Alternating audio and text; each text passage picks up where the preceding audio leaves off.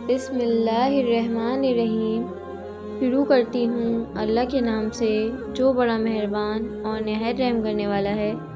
اللہ تعالیٰ کا ذکر بھی ایسی لذیذ اور آسان عبادت ہے کہ اسے انسان معمولی سی توجہ سے ہر وقت انجام دے سکتا ہے اور اس کے فضائل اور فوائد بے شمار ہیں۔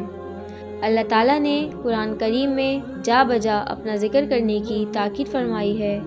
ارشاد ہے، یا ایھا الذین آمنوا اذکروا اللہ ذکرا کثیرا، اے ایمان والو اللہ تعالیٰ کا کثرت سے ذکر کرو۔ ظاہر ہے کہ ذکر کرنے سے اللہ تعالیٰ کا کوئی فائدہ نہیں، وہ بندوں کے ذکر سے بے نیاز ہیں، لیکن اس میں بندوں کا فائدہ ہے کہ ذکر کی کثرت سے اللہ تعالیٰ کے ساتھ تعلق مضبوط ہوتا ہے اور انسان کی روح کو غذا ملتی ہے، جس سے اس میں بالغی اور قوت پیدا ہوتی ہے۔ اس روحانی قوت کے نتیجے میں انسان کے لیے نفس اور شیطان کا مقابلہ آسان ہو جاتا ہے اور گناہوں سے بچنے میں بھی سہولت ہوتی ہے، اور ہر ذکر کے ساتھ نامہ اعمال میں بھی نیکیوں کا اضافہ ہوتا چلا جاتا ہے۔ ایک صاحب نے رسول کریم صلی اللہ علیہ وآلہ وسلم سے سوال کیا کہ اللہ تعالیٰ کے نزدیک سب سے افضل اور قیامت کے دن سب سے بلند رتبہ عبادت کون سی ہے؟ آپ صلی اللہ علیہ وآلہ وسلم نے فرمایا کہ اللہ تعالیٰ کا ذکر۔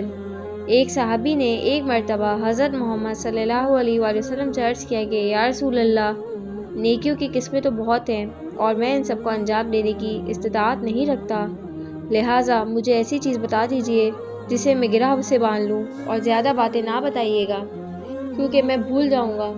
حضرت محمد صلی اللہ علیہ وآلہ وسلم نے اس کے جواب میں فرمایا، تمہاری زبان اللہ تعالیٰ کے ذکر سے تر رہا کرے۔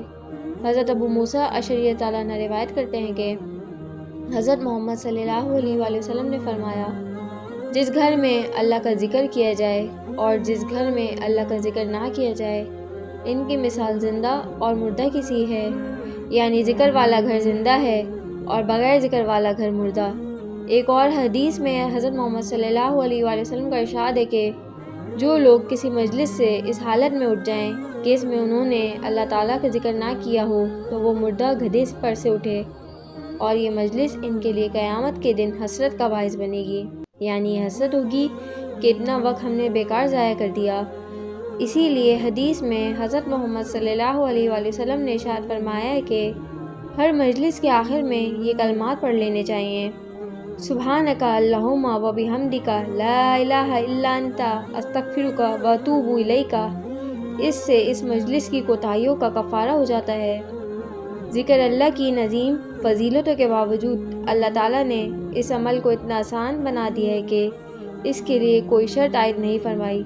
اگر وضو کے ساتھ قبلہ رخ ہو کر یکسوئی سے ذکر کر سکیں تو بہت اچھا ہے، لیکن اس کا موقع نہ ملے تو چلتے پھرتے، اٹھتے بیٹھتے، کام میں لگے ہوئے ہر حالت میں یہ عبادت انجام دی جا سکتی ہے۔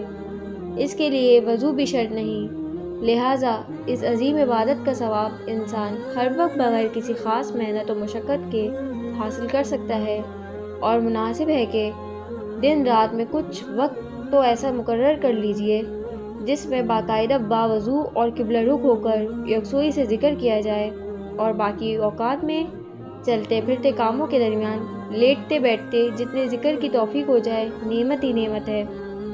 حدیث میں حضرت محمد صلی اللہ علیہ وآلہ وسلم کا ارشاد ہے کہ اللہ تعالیٰ کے نزدیک سب سے زیادہ محبوب 4 کلمے ہیں، سبحان اللہ والحمد للہ ولا الہ الا اللہ واللہ اکبر۔ حدیث میں ہے کہ 2 کلمے رحمان کو بہت محبوب ہیں، وہ زبان پر ہلکے ہیں مگر میزان عمل میں بہت وزنی ہیں، سبحان اللہ و بحمدہ سبحان اللہ العظیم۔ حدیث میں ہے کہ لا حول ولا قوت الا باللہ کثرت سے پڑھا کرو، کیونکہ یہ کلمات جنت کے خزانوں میں سے ایک خزانہ ہے۔ لا الہ الا اللہ وحدہ لا شریک لہ لہ الملک و لہ الحمد وہو علی کل شیء قدیر۔ حدیث میں ہے کہ جو شخص صبح کے اوقات یہ کلمات پڑھے تو اس کو اولاد اسماعیل علیہ السلام میں سے 10 غلاموں کو آزاد کرنے کا ثواب ملتا ہے، 10 نیکیاں لکھی جاتی ہیں، 10 گناہ معاف ہوتے ہیں، 10 درجے بلند ہو جاتے ہیں، اور شام تک وہ شیطان کی شر سے محفوظ رہتا ہے، اور یہی کلمات شام کو کہے تو صبح تک یہی فوائد حاصل ہوتے ہیں۔